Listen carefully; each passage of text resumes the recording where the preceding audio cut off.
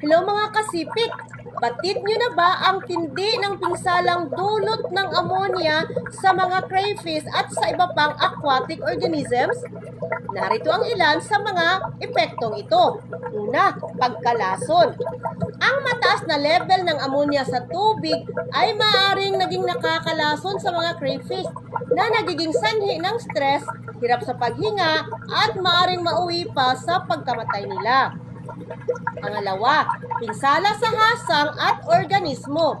Ang unionized ammonia ay pumapasok sa katawan ng crayfish sa pamamagitan ng hasang at nagdudulot ito ng pagkasira ng mga selula at pamamaga sa hasang na nagpapahirap sa kanila sa paghinga.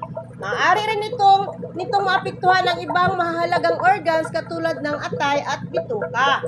Pangatlo, pagbabago sa pag-uugali.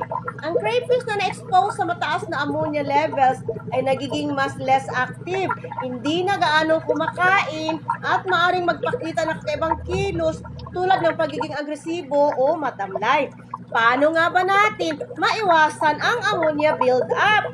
Yan ang pag-uusapan natin sa susunod kong video.